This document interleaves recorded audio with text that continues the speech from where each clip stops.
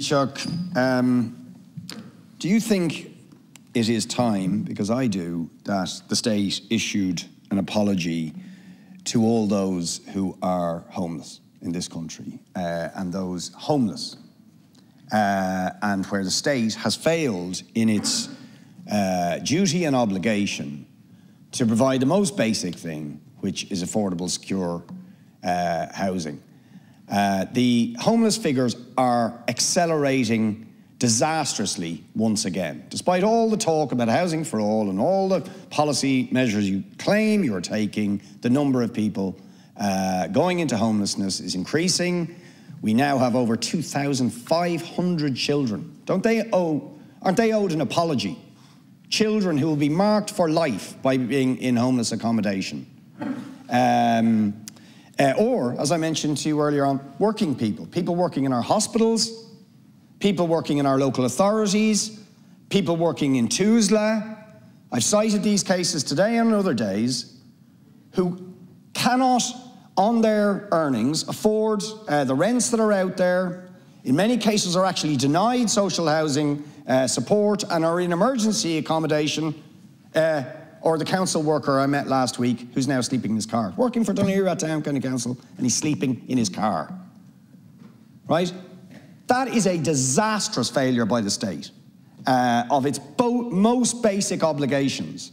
Don't you think, seriously, that they deserve a state apology for the failure of the state to vindicate their right to secure affordable housing? In terms of the homeless situation, first of all, homelessness is not entirely the fault of the state in its own right. I mean, it's more complex than that, but the state does have a responsibility to provide housing and to give people shelter. The state does have that obligation, in my view. And indeed, we want to put a referendum, you know, we were supporting of a referendum in that regard. And I think what's important is that, first of all, we do need more supply. And I'm struck that the level of, still struck at the fact that we can, as a society, how do I put this now, given the crisis we're currently in, not just the housing, but you know, migration coming into the country, then you have the Ukrainian refugees, a big challenge to us now. Yet we've taken an inordinate length of time to get projects through the planning system.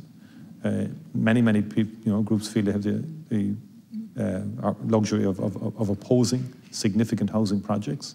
No, it's important. I mean, is it? Loads of planning permission. Loads. No, sorry, is it loads nonsense? Of planning permissions.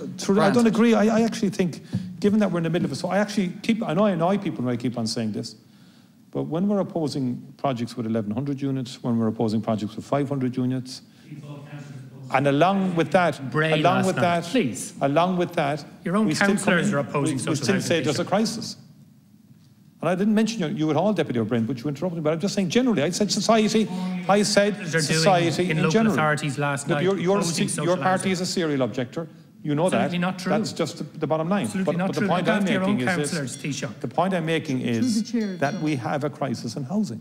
Because of government policy. It's always, that's this fallback position of your party. Everything is government's policy. But it's not actually more. It's more than just government. You're saying the homeless are responsible for homelessness? More than just government. Look, Deputy, you didn't ask a question, so I respectfully ask you to respect the norms of the House. I'm answering Deputy Boyd-Barrett, who did raise a question in relation to homelessness. They want family homelessness.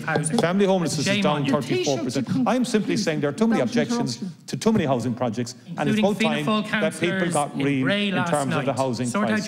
That's what I'm saying.